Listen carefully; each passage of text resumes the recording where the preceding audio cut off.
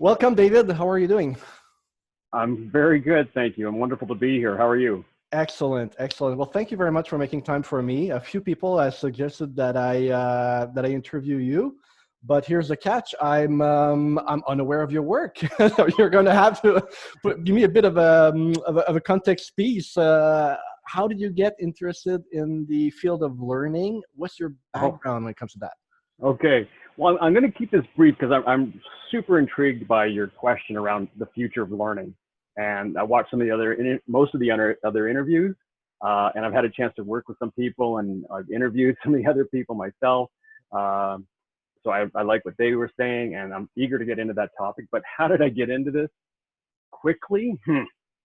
I started off as a biology student, Interesting. Yep. and quickly became aware of seeing teachers who knew stuff but didn't know how to teach.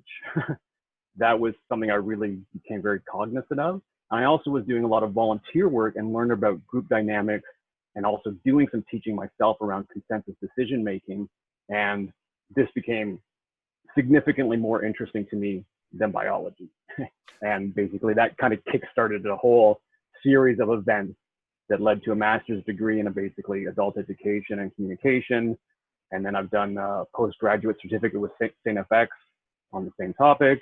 I've done a professional designation on it. And it's basically since graduating grad school, 20 years all in adult learning communication. So this is my, it's both my career and my vocation. I'm passionate about it. I'm drawn to it. I see everything through this lens. So that's how I got here. And where have you practiced? Private sector, government, bit of both? So I've been with the government now only for about a year and a half. Okay. And most of my work has been in the kind of NGO and higher education sectors. So I've worked with United Nations, United Way, and then Carleton University and the National University Association. Those have been my main kind of job stints. Yeah. What's your current focus right now? Current focus, I'm with the Indigenous Learning team at the Canada School of Public Service, and we're running kind of an evaluation project looking into those products. That's my day-to-day task right now. So. And it's more focused on the present or forward-looking? Well, hopefully, usually what you like to do with evaluations is look back and then inform how to move forward. So, and I think that's what I'd like to do with this topic that we're going to explore today. And I do want to say that the comments I'm making, I'm speaking on my own behalf, but also that the critiques, we will be making many critiques, are of the sector in general, not necessarily government, not the school. There's some issues that I want to explore around the sector where I think there's some weaknesses and that there's a lot more opportunity to be had with learning. So, dive into that. Sure. What's getting your attention right now on these issues? Well, like I said, the topic intrigued me, and I'm both a critical person and an optimist at the same time. So Benjamin Disraeli has this quotation that says, I'm prepared for the worst, but I hope for the best. And I think when thinking about the future, I'm very optimistic, and I'll tell you what I have in mind for that. But at the same time, I see a lot of what I would call misalignments occurring right now that definitely have to be addressed before that optimistic, powerful, effective future can be realized.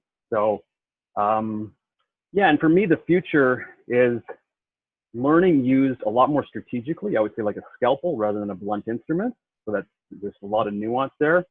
And it's what I would call systems approach or systems thinking. Sorry. No worries. There we go. Apologize. When there's so many phones in the house, bound to one go off. A systems approach. Often learning is used as a tool kind of by itself rather than with supporting elements. And it's a lot to ask. And I think for people to think about, you want to lose weight. Well, there's the diet piece, but you also add the exercise. You also add good sleep. And you don't try to rest all of your hopes on one thing. And I think that that's an issue that we encounter with learning. And lastly, that learning is fully integrated into how we work. It's not a separate thing. It's not something you go off. It's not something you go and book. It's how you operate. And that's the future I want to see, but there's some stuff in the way to get there. Yeah, that seems to be a recurring theme in the interviews that I've done so far. Pretty much, it's one of 3-4 things that is emerging in every conversation, pretty much. Great, that's good. Yeah, and I think some other people mentioned it. And for me, that integrated way of working that incorporates learning into daily practice includes design thinking, and that's so we'll I'm going to come back to all of this at the end and how do we make this happen. Okay, but sure, yeah. So for me, I've got a couple of things laid out that are kind of the misalignments that are happening. One is people want quick fixes. There's a plague of, let's make it easy, and everybody they want it for everything in life. So it's not uncommon, it's not unexpected. But I would think, you go 2,000 years ago in history, it took you 10 to 20 years to become an expert. Today, it takes you 10 to 20 years to become an expert. 2,000 years from now, it's going to take 10 to 20 years to become an expert. And, learning needs demonstration, practice, feedback at a minimum. And to me, add the theory, why does this approach work? What are the steps? Give it some structure. Very basic core elements. It's basically Kolb's experiential learning cycle. So any trained practitioner knows this stuff, but we don't use it. And I'm going to get to that later. And job aids, micro learning checklists, apps, they have their place, but they're performance support pieces. And I'm going to explain that more in a moment, but they're not learning for sure. And I think that people keep hoping if we get the right LMS, if we get the right job aid, if we get the right whatever, that some neuroscientist eventually is going to show up on stage and they're going to say, that thing you saw in the Matrix movie, and you plug in and you say, I know Kung Fu. This is not going to happen. People want it. They want to get that expert knowledge, skill, performance with no effort, and they want it in 5 seconds, and it's just not going to happen. Okay? So we need to have a real reality check. Learning takes time. It takes effort. Now, do those performance aids, those on-the-job support pieces have a place? Yes. But your top 10 checklist on effective writing doesn't replace 5 years of learning. And the big issue with either those or full-on learning interventions is if it doesn't make a difference, it doesn't matter. If people don't go, it doesn't help. If they go but don't use it, it doesn't help. If they learn it but don't apply it right, it doesn't help. There's all these things that have to happen. It has to be applied and applied well to have a positive impact. Oh, now I'm reading reports that are clearer and more concise and shorter. That's positive impact. We don't measure for this. So this whole quick fix thing is just a toxic mess that kicks things off in a bad direction from the get-go. Yeah. The next one is, I would call polluted decision-making, okay? So there's lots of different players involved in creating a learning product or deciding to have a learning product. And each discipline brings its own flavor and its own criteria for what they would call success. So your project manager is going to be looking at, consistency and scalability. And your finance person is looking at, cost per head and keeping costs under control. And maybe your auditor is looking at, was there a problem? Was there a solution made? Was the solution delivered? And everybody's like, yes, yes, yes, yes, yes. Everything's happening right. The learning specialist needs to ask that question that I talked about just earlier. Is it effective? Is it making a positive impact? Spending money, having a national reach, a consistent program that doesn't make any difference at all is a giant waste of money and effort and time. And we really need to get in touch with why are we doing this? What is it for? And are we achieving the real objectives? Not are we responding? Are we delivering something? But is it being used? Is it helping? Is it making a positive difference?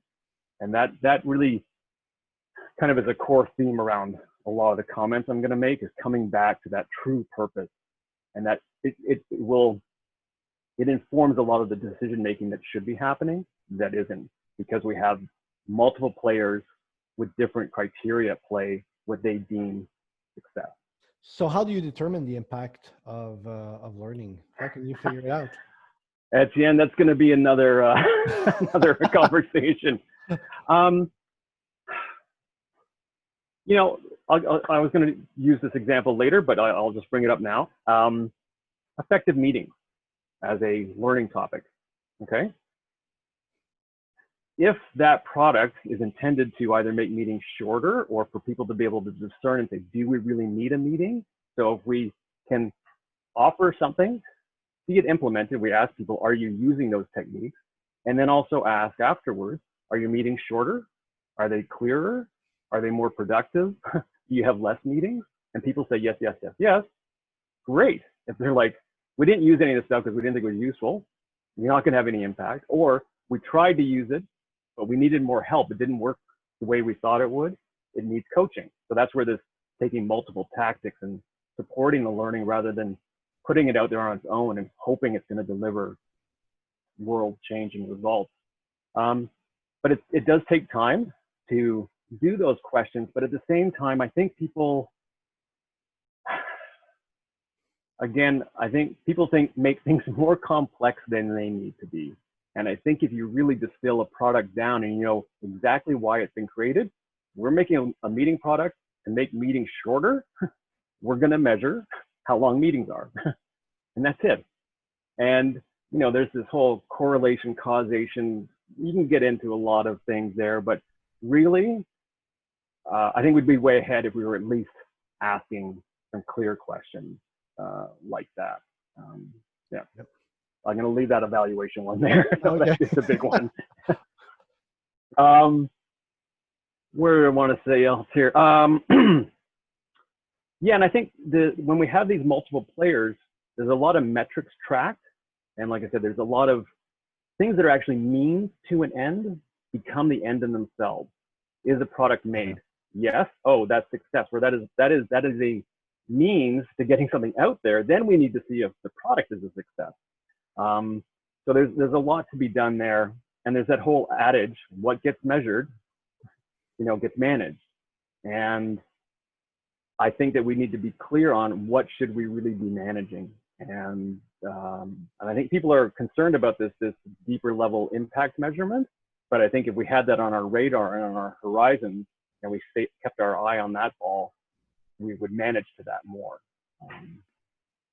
Yeah, and I think back to this whole thing around evaluation, though, is evaluation is not something that you start to contemplate afterwards. It's something you contemplate at the front end.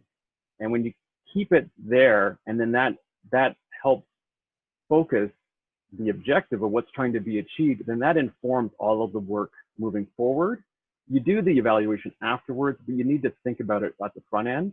And I think it's often an afterthought, or people think of it chronologically, and they say, we'll get to it when we get to it, rather than saying, if we were to measure this when we're done, what we would be looking for, and what do we hope is actually going to be changed. Mm-hmm. Getting that concrete, clear for a team to work on, to build towards, to deliver towards, world of difference.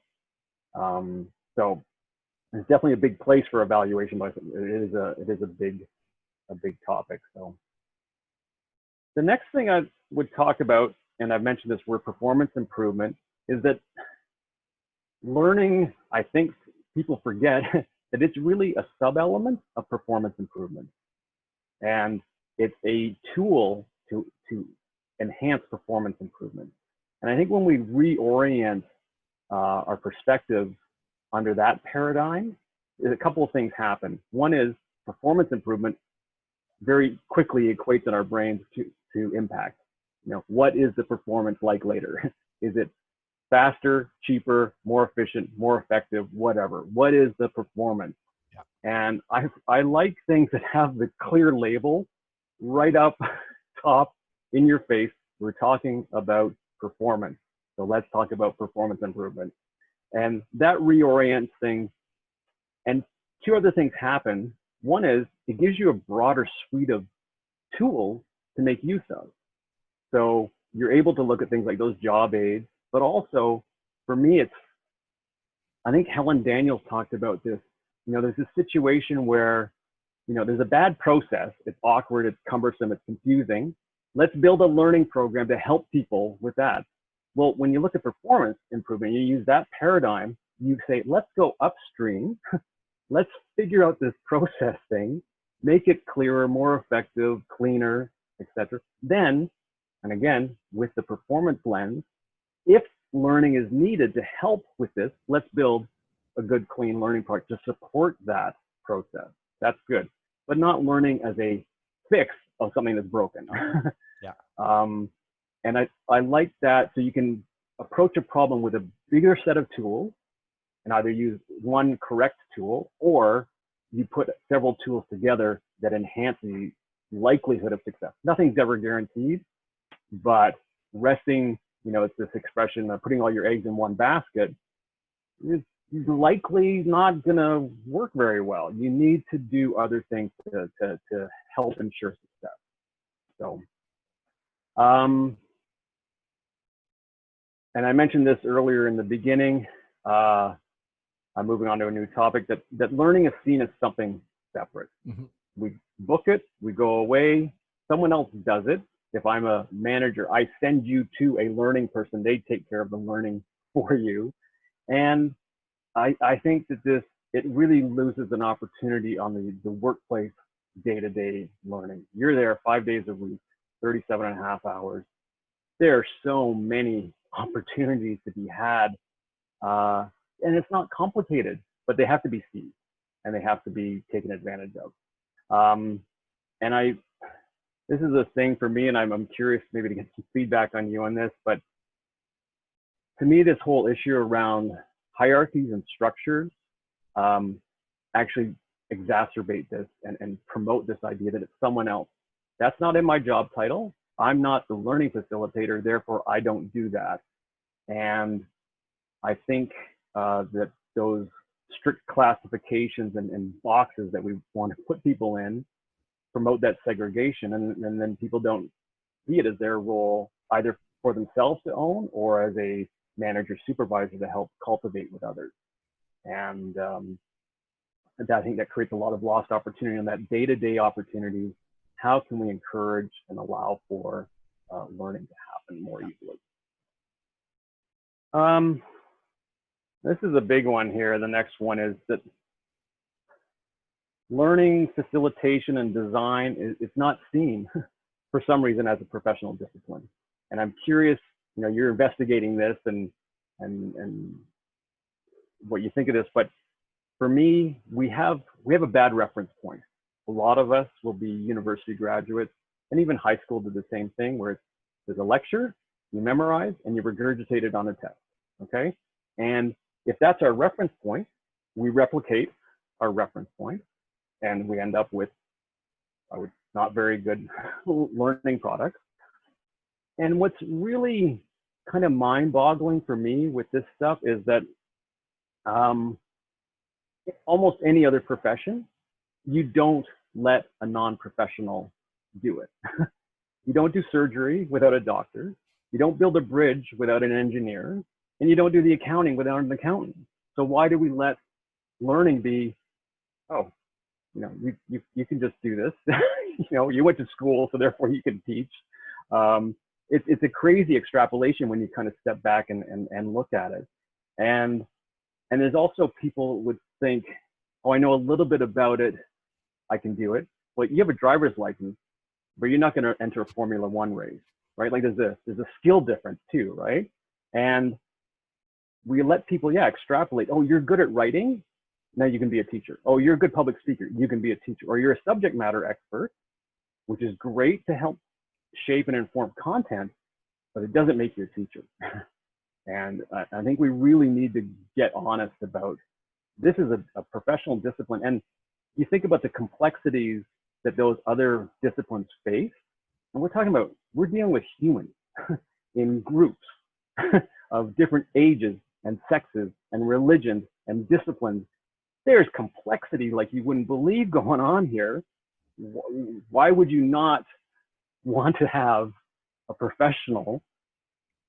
I'm not saying I've got my head all around it control for all those variables, but I'm at least aware of it and have a lot of tools to pull on and to deal with that. And then to throw that to a novice is really, it's crazy to have expectations. Yeah, you inspire me a question here. Because you just mentioned this idea of tools. Are there tools that you think most public servants should carry in their toolkit? Even though they're not learning specialists, a few things that they should probably always have handy, because the way we work nowadays, we're bound to have to teach something to someone, change minds, change mindset, walk people through a process. And any tools in the toolkit that we should all start developing and carrying with us? I didn't plan for this question. Yeah. Me neither. You know, I think you touch on something interesting that I wanted to kind of end in the conclusion, but that, you know, lifelong learning is a given, right? Our society, everything, technology, issues we're facing are changing so much. You need to be a lifelong learner. Trying to imagine that the world's going to stay static enough for you to stay static is a fallacy. So people need to embrace that. I love the examples, though, that you gave, and that's playing the role of the teacher. And that's one reason that got me into this, was I was kind of forced into that role early on and found it very interesting, and it helped me learn the topic. So, and I had a professor always say, you know, if you know 5% more than the audience, you're the expert. And so if you've done, you know, the first go at, you know, a new software, yeah, you're not an expert, but you know more than your colleagues. And if you take the time to spend some time with them, to show them some stuff, you're going to learn more. They're going to learn. It's all good. But I think that the key hinge point of that is time and effort again, right? And it's being cognizant that it takes that time and effort, and it's beneficial. Okay, it's not a nice to have. It's really critical. And other things happen when you work with your colleague. Oh, Etienne's generous. Oh, thank you very much. You helped me. You're a go-to person. We've had some interaction. We know how to talk now about other things, and it opens the door for other stuff to happen. So there's a ton of layered spin-off benefits of simply engaging with a colleague and being helpful. I'm thinking of my brother. He's a fire inspector with a large federal department, and one of his tasks is he sometimes has to provide hands-on training on new system, new prevention protocols, that sort of thing. And it's one of his favorite things to do. So I'm assuming that he's relatively good at it because he's enjoying it so much. What might be some of the tips that I might give him when I call him later this week? Say, hey, are you aware of this approach or this technique or things you could integrate? And it's, again, I like this example of my brother because it's really hands-on. It's very pragmatic, what he needs to teach people about. Okay. I'll share something with you afterwards that you can maybe put in with this post or something, but it's the principles of adult learning. And for me, one of the biggest things is engagement. That you don't want to talk the whole time. You don't want to give lectures. It's basic, it's common sense. But often we say, oh, what do I need to tell people about? And we write this gigantic script, kind of like what I'm doing here, because this is an interview. But then it becomes this giant lecture rather than pausing and saying, I need to engage people. I need to talk to them. And then with the talking, it unleashes something else, which is I get to respect and find out what you bring to the table, because you are not a blank slate, right? You're an educated adult. You might not know what I know on a topic, but you know something, or you know something that's parallel. And I need to draw on that and engage you and take advantage of that. And for you, if we're in a group setting and you have everyone share a little bit, I get to talk less. My job's easier. And you get to say, hey, I brought something to the table. And the person beside you, they brought something to the table. And you're like, oh yeah, they know something. And it's this whole, I call it social learning, where you draw the content from the participants. It's so much more engaging. It's more interesting for me. It's less work in some ways for me. But the big thing, and this is, we're almost getting into a whole other topic I would love to get into, but there's a big issue around ego, right? If I'm the sage on the stage and I'm the focus and I'm the knowledge holder, I'm really special, okay? And people need to let go of that crap. And if I create a space for you to learn and share, it's very different. And again, to me, it's a paradigm shifting approach versus, do I deliver content or do I create learning opportunities? And I prefer to create learning opportunities. So much more happens. It's more engaging, like I said, for me, and it's way more engaging for the participants. And if it's more engaging for them, they're more likely to walk away with something that they need and want to use. So, yeah. Good question, but that's it's almost like a whole other area. So I'm gonna get back to my list. Let me see if I yeah, and I think, oh, sorry, just I'll get back to that quickly on that piece around evaluation. And we're talking about like effective meetings. You know, if you spend whatever, $1 million on a product and a rollout and getting it out, but it doesn't do anything, it's a waste. And if it needs a little bit more effort, time, whatever, coaching to go with it, and you're gonna see, I would say you can see results that are 5 times, 10 times the difference, that's a good investment. Like if you ever were given an opportunity to invest money in the bank and they said, this portfolio gives you 2%, this one gives you 10, you're going to pick the one with 10. So do the appropriate investment. And I think when we have those other disciplines involved and their different metrics are taking precedence, we run into problems of not aiming and getting to and achieving those full true end goals that we want. So another piece that happens when the profession isn't seen as professional, we hire non-professionals and let them do the work. And so I'd say a couple of things come out of this. One is, you know, learning's used by itself, or it's used when it shouldn't be used.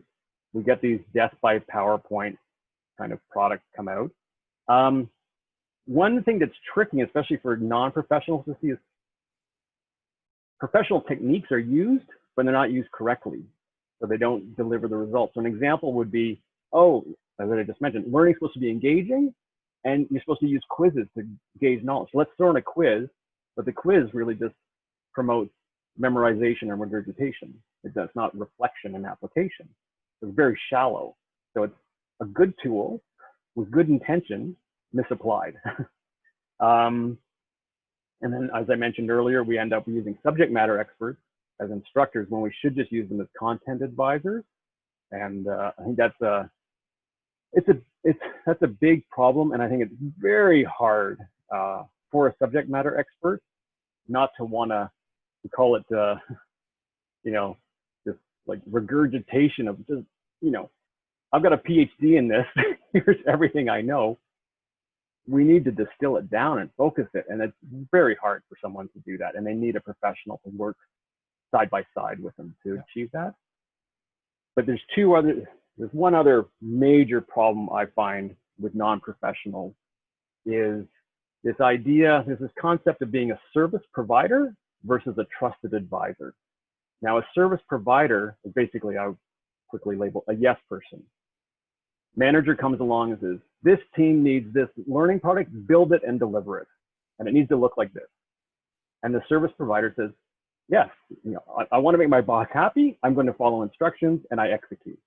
Rather than being more critical and saying, what evidence indicates this? Can we explore the situation a bit more?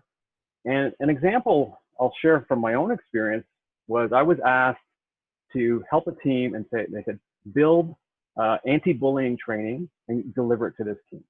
Okay, so yeah, I want to make my boss happy. Bullying's a bad thing. I'd love to work on that.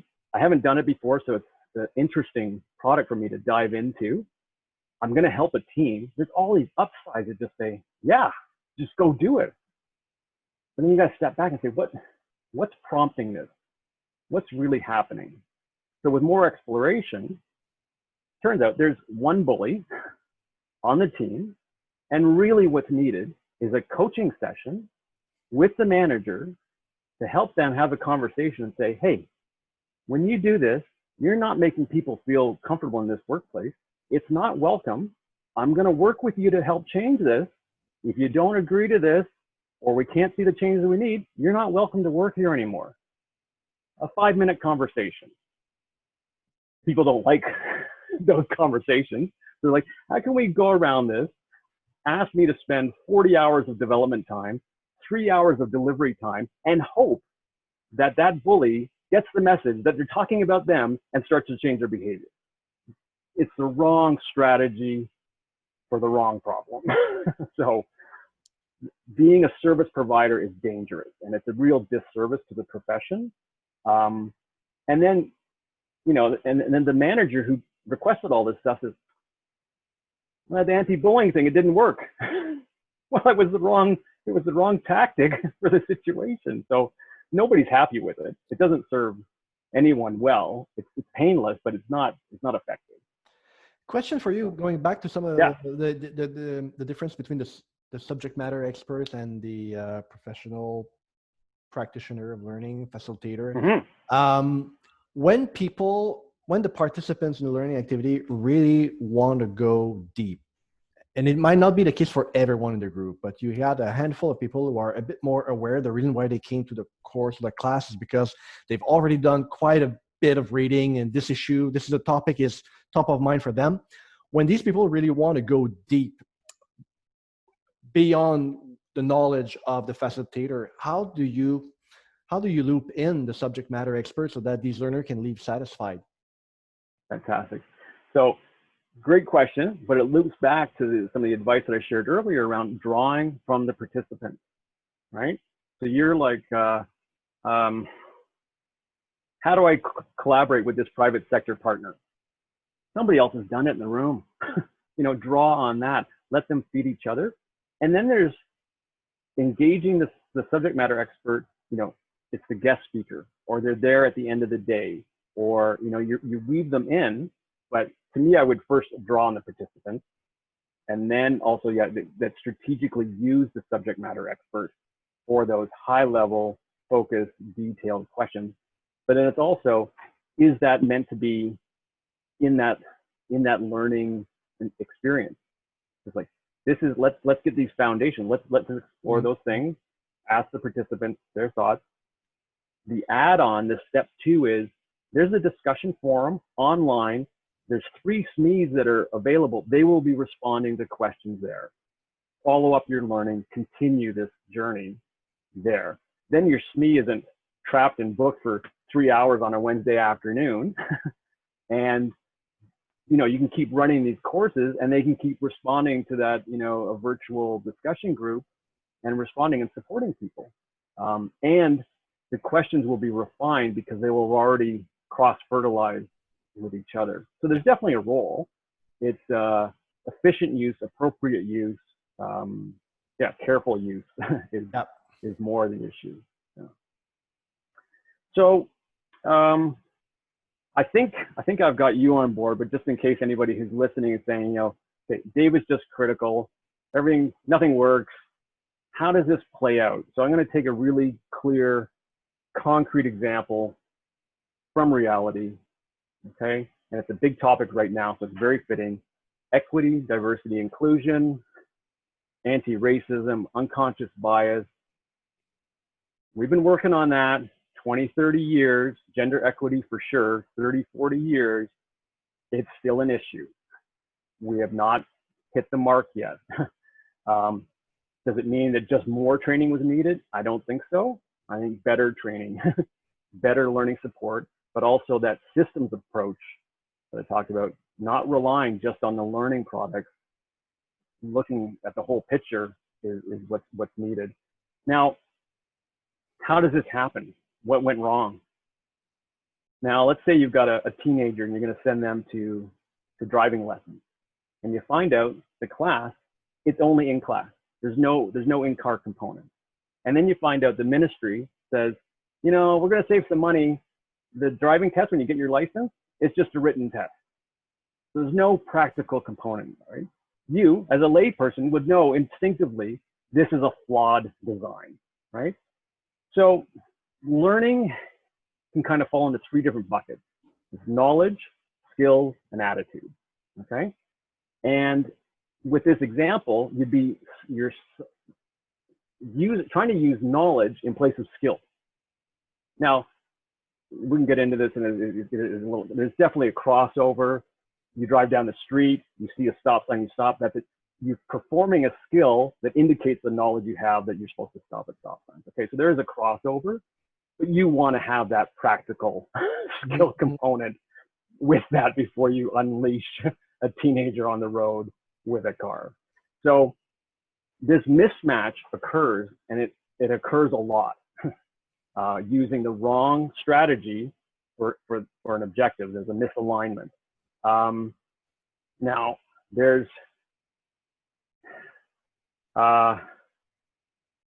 often with this kind of equity, diversity, inclusion kind of stuff, we mismatch and we use knowledge instead of what's called like affective courses, or courses that touch your heart and influence your values and your behaviors.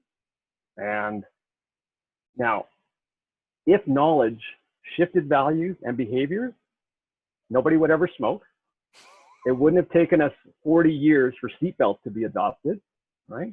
And nobody would text and drive, because we know that it's as bad or worse than drinking and driving. Knowledge does not shift behavior and values. Okay? It has a component.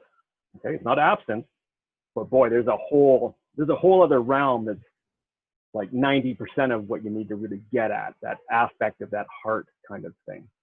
So yeah, the problem is we want that magic pill. We want big change that's easy, comfortable, cheap, scalable.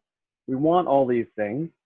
And we also want to avoid talking about the system in which it's in, which is, we need to talk about leadership and how that plays on this equity issue. And we need to talk about our organizational cultures and functions, and what we say we do versus what we really do, and examining these things in a way more comprehensive strategy.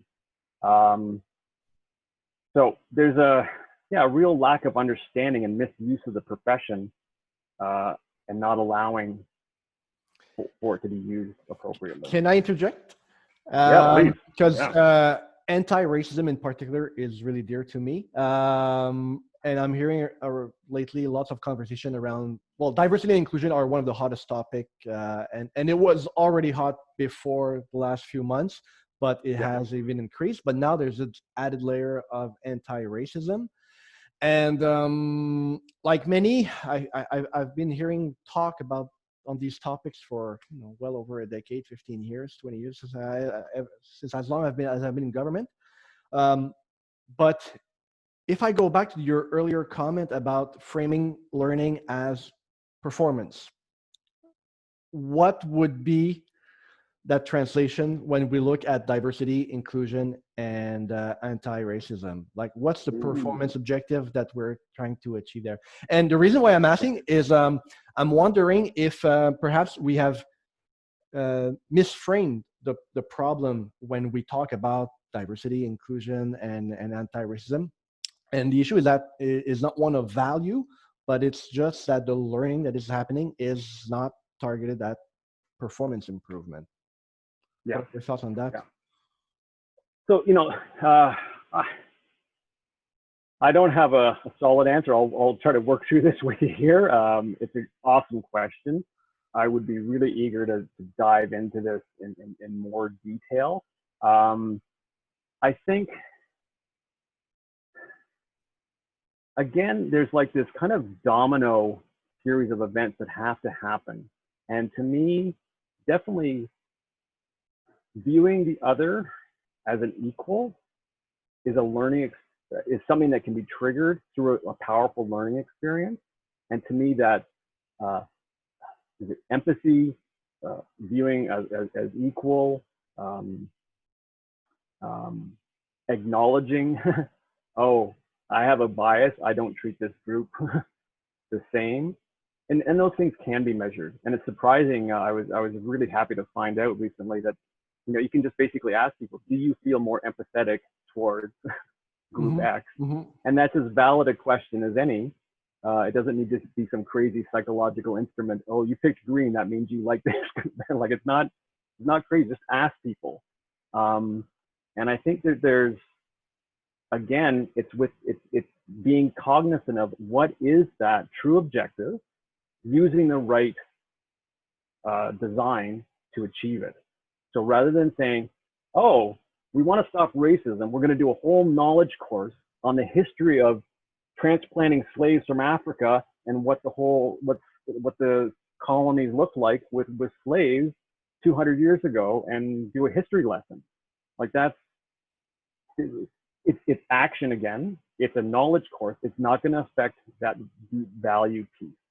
And does that have a place maybe in some of the messaging? Yes, but one kind of product I've been imagining designing is where you see a statement made by someone who you expect a statement to be made from, okay? So you see someone looks like a university professor, whatever that might look like, but a stereotype, okay? And they say, oh, the economic forecast is X. And then you show, you know, a mom at home holding a baby, and she says the same thing. And if you feel that those image and message are disconnected, you've got a bias going on. Let's talk about that. Yeah, you've just experienced a different reaction, and you become aware of it. Yeah. Okay. Yeah, and it's that visceral shock that says, oh, there's something I need to explore here, and it's confronting people with that in a safe way, but it's not comfortable, it's not easy, but it's creating those experiences that can allow for that to then move forward and say, okay, oops. There's things that are probably informing how I'm making decisions based on this that I need to be careful of. So, good. And any thoughts on how you would measure the impact? Like what would you use as measurement of impact of diversity and inclusion, for example? As a result of a learning activity or a learning program that has been in place? So there's I'm trying to figure this out with some other work, and I think, you know, there's some basic things like, you know, recruitment, you know, number of people recruited, promotions, but I think that there's a deeper level piece, and I think, you know, some of that's kind of out of our power because it's like whatever minority group it might be or disadvantaged group that it might be, you know, what happened to them in their primary schooling, in their high schooling, in their university that would have made them even viable candidates to get here? Like there's a whole lot of significant upstream issues. But right in our workplace, there's a little bit around that recruitment, retention, promotion, but I think there's a lot around how do you feel? That asking that group, do you feel like you're an equal? Do you feel included? Do you feel respected? Do you feel you're given, you know, equal say at the table? And exploring that, and hopefully, and we have to imagine, and we hear that there are issues with that. Can we move that needle? Can we make improvements? And it's not just learning again, you know, policies, procedures, dedicated time. You know, it's a big effort, but I am absolutely confident that with the right strategy and thinking behind it, we can definitely improve the situation. And have you come across research literature on what diversity inclusion training or learning is actually effective? What works? Yeah, great question. Actually, I have. Okay. Well, a little bit. It's probably a lot more to be done. But I was curious about this in my work, and rather than looking at just the products I'm on, I wanted to look at the sector in general, and this got me interested in this. And I thought, how can I do this? And you know, you know, through just Twitter, there's other people in the public service that I can see that are critical thinkers. And some of them are learning professionals like Helen Daniels and other people. So I reached out to a bunch of people, about a dozen, and I just asked them that question. I said, do you think this stuff is making a difference? Is it worthwhile? And pretty much the answer is no. And relates to a lot of the things that we said. You know, it's not a systems approach. The designs misaligned, a whole lot of knowledge courses. People are given language on how to be polite, but not really change their behavior. So I know I'm not supposed to say X, but I still think you're less than me, right? Like, so it's superficial. Definitely there were some examples, and there were some beautiful examples actually. And one I can share is ESDC. They have a team that's working on homelessness issues. So when you join that team, you got your police check done and you got set up as a volunteer with the local mission, and you did 3 or 4 shifts at the mission. And then you did a debrief with your team. And it's that kind of thing to say, okay, we're affecting people's lives, and they have a very difficult situation they're in. We need to do this well, like really gets you motivated. And I think there's things like that. And there were a few other examples that's not rocket science to arrange. It's a little bit of time, but the impact. And then actually, just to think of this, I think it's Adam Grant, who's a psychologist. He's done research where if people who are doing fundraising for a university, if they read a story from a graduate who says, the money that was donated helped me finish my, my degree, and this is how it's impacted my life, and this is the research I did with the money, they're like 10 times more engaged with the fundraising work and more effective, and they stay longer in the job. And so there's so many benefits to touching people really meaningfully to get them engaged. Okay. Yeah. So let me just, I got a couple other points there I'd like to get through if we've got time. If that's all right? Let's keep going. Okay, cool. So getting to the future that we talked about. So formal learning being used really selectively, okay? Not just that the service provider answer to anything that comes down the pipe, and using it in combination with other performance tools is important. And then getting learning really integrated into the workplace with things like design thinking. And I think people hear about this. I don't know if people know a lot of what design thinking is. I think more and more people know about it, but they know one very, very narrow formula or approach of design thinking. Okay. Yeah. They see it as one specific method, not the whole array of different approaches or tools that could be used. Yeah. Yeah, and there's a lot there. I think what's important is that design thinking, to me, it's a team sport. is a huge piece, multidisciplinary, ideally. And it's a problem identification and solution methodology.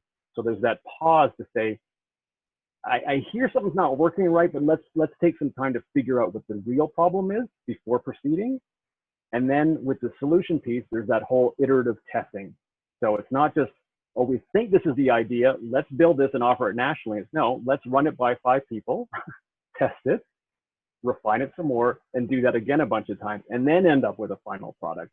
And that in itself is kind of reflection, contemplation, experimentation. That's learning. That team doing that process is totally in a learning setting. And they're also collaborating and communicating. And because it's multidisciplinary, you get to shine in your profession because you're going to bring something to the table, and the other person's going to do the same thing. And you're going to learn what they know about, and you get to appreciate what they're bringing to the table. So to me, it's a powerful process in what it produces, but it's also a magnificent process in what it creates, the setting and culture that it offers. And I'm biased. I'm a learning specialist, and I do design thinking, and I teach design thinking in Ottawa U. So this is that's a disclaimer. I'm a bit in favor of it, but I think that there's a huge opportunity there. And then I'm going to give you some other references that support this way of working. So there's this guy from England, Sugata Mitra. He works with these things called self-organized learning environments, where you take a group of kids, you give them a problem, and the teacher stays out of the discussion, and the kids go find an answer, and they work in little groups, and then each group comes together and says, hey, this is what we think the answer is. No, I think this is the answer. and collectively they have to come to an agreement on what the right answer is. And it's this whole collaboration, exploration, communication, negotiation. They're learning all those skills and whatever the heck the topic was that they were given. So his research says this is hugely powerful. It's just like a design thinking team, multidisciplinary design thinking team. Dan Pink. Oh, sorry. Go ahead. Well, yeah. Can I ask you about this approach? Yeah. So this guy does it with children.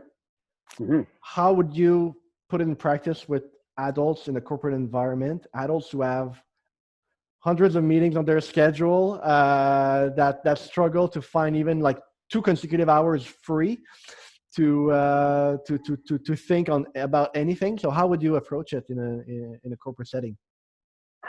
Wow. The question, I'm going to give you a hard time. Sorry. the question is premised that we're using our time and everything effectively, and that way of working is effective. I think design thinking takes time. Okay, and there is another kind of format called the design sprint, which is kind of like on steroids, and you do it in 4 days. It has its place. I don't think it has the same benefits of teaching collaboration, communication, and co-creation. But I think also if we really try to stop this whole thing where everything's a priority, everything's on fire, we need to do all and step back and say, really, what do we need to deliver this year meaningfully and deliver impact and give value to our colleagues, another department, the public? We would possibly reassess, and we could create some more time to think and collaborate and work on things. There's author Greg McEwen who's written about essentialism, and that's his thinking is a lot around that, and I'm a big fan of that because it's not everything's important. That's a fallacy, and even if you have a few priorities, the rank 2, 3, and 4 ones, if you spend time on them, they are sucking energy and time away from your number 1. And I think people need to be really cognizant of that trade-off, that cost that they don't acknowledge. They think, oh, I can move all these things forward. If number 1's really number 1, do number 1. Get it done. Do it right. And then move on to the next thing. You can have long lists, but trying to do this multitasking thing we all know does not work. Research is absolutely crystal clear on that. And creating space and time for a group to get together and think about, we deal with complex issues that need some contemplation. They're not, if the answers could be done in a half an hour meeting, the world would be a totally different place. It's not realistic. So another side question. So let's say that, because I have colleagues who are working on different projects where I could see that approach would be highly beneficial. So that's my interest. Mm-hmm. If we had to strike a balance between having multiple short meetings to discuss a given project, where we could perhaps use these several meetings to work more iteratively, versus dedicating, let's say, 2 days in a row, full commitment to go really deep in the problem. Yeah.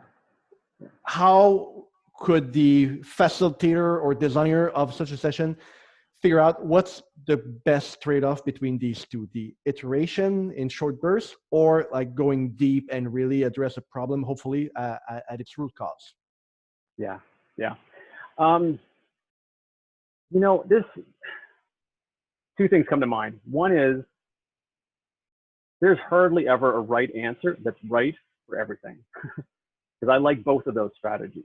Mm-hmm. Sometimes there's a place for momentum and just saying, let's lock ourselves down and do this.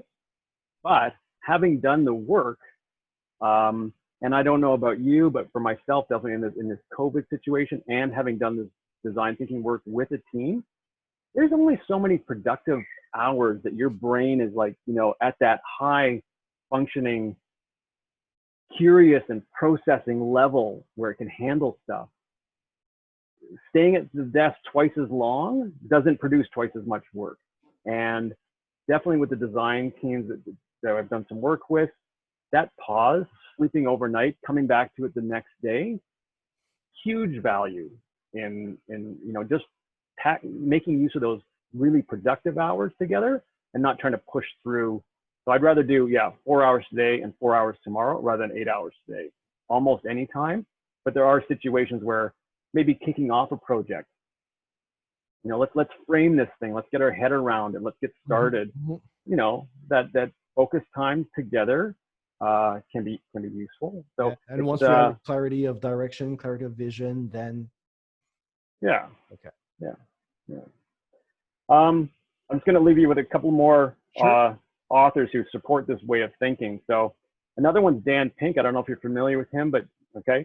So he's got a book called Drive, and it's all around intrinsic motivation, and he talks about autonomy, mastery, and purpose. So autonomy is independence. Give a team a project. Let them work on it. Let them own it. Mastery is this learning, this time to an opportunity to develop skills.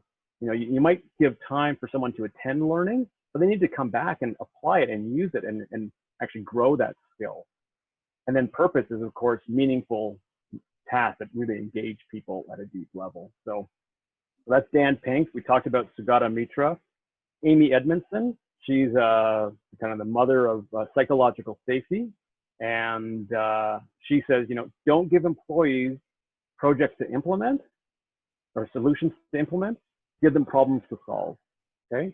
So it's this whole hierarchy thing that I touched on earlier where our classic design is the person at the top is the thinker and they supposedly know so much and can solve everything, and then you just execute orders.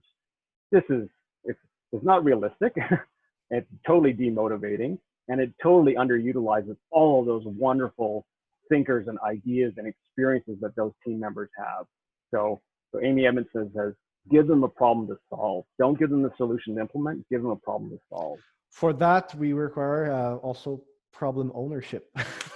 People must be willing to own a problem to try to solve it. Yeah, it's a bit of challenge. I say that because in the last few months, I've stated it for a project that I was working on, and I've seen also a few others write about it and frame the issue in similar ways.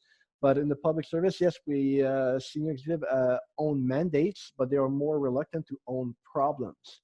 But when they do, yes, I've been following this as well, and people. This is a whole almost other thing to get into, but this whole design thing is, people say it needs to be a safe place to take risks, and to me, it gets back to this hierarchy, and people are concerned about protecting their hierarchy, and that causes some problems. But if we own the problem collectively, it's not on one person's head; it's collectively owned. I think we can create more of these, like Amy Edmondson works on, psychologically safe environments where you can test things and explore and probe and bring a lot more value. Good point. Thanks. The last one, and it kind of connects a lot of it, is an author named Frederick Laloux, who's written a book called Reinventing Organizations, and it's all around self-managing structures. And again, a design thinking team that owns the problem, going to own the solution and work it through, that fully engages them entirely and gives them that accountability and ownership and the autonomy, purpose, and mastery that Dan Pink talks about. It all comes together in a multidisciplinary ensemble is a term I like.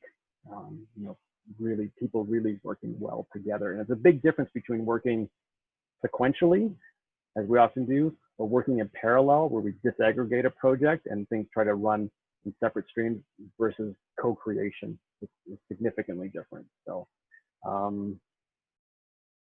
think that's where I'd like to end. But answering more questions. Yes, maybe as parting comments, I'd like to hear from you. What would be your advice or key takeaways for two audience?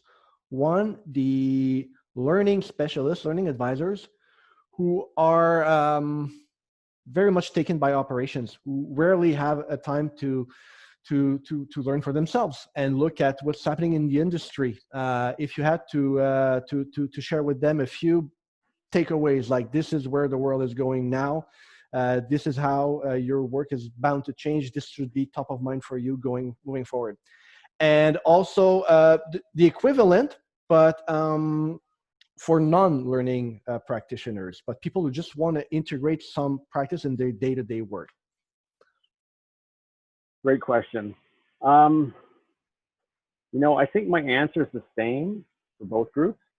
And I think that there's a big issue around our culture in general, again, not just government, in general, workplaces, how much time should be allocated to learning. And it doesn't, and I don't mean formal classroom kind of time learning, this learning that we've talked about, this informal learning, on the job experience type of learning setting, asking people to think and explore, but also, as you mentioned, staying on top of your sector, your industry. It's a good thing I said a disclaimer at the beginning, because I would really put out there 20%, and that's almost, kind of like an hour and a bit a day of reading some articles, checking out a webinar, hearing what's going on. And I'm a bit of a polymath. I like to touch into other fields and draw on them, so I stay exposed to a few different things, and I find that really helpful, because it's really neat when you can see a solution done somewhere else that you can then maybe extrapolate from. So I think it's absolutely necessary, but we do need a culture that values that time investment and doesn't see it as a waste. And so many people talk about great ideas coming to them on the commute home, on their walk, on the weekend, in the shower, whatever. And you do need that pause for your brain to function. And you do need that gap, as I mentioned too, that 4 hours today, 4 hours tomorrow, sleeping on something. And there's this, MRI scan research stuff that reinforces it, but we've known it for forever. If I give you some information now, well, like we've talked about, and I ask you a question tonight, you might recall it. If I ask you tomorrow and you recall it, you're going to remember that way more.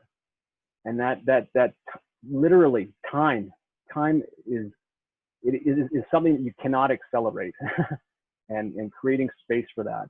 And I think, if you block like a 1 day a week to do all the learning, that I don't think that's as useful as that little bit every day, checking out some stuff, having some conversations, getting that exposure.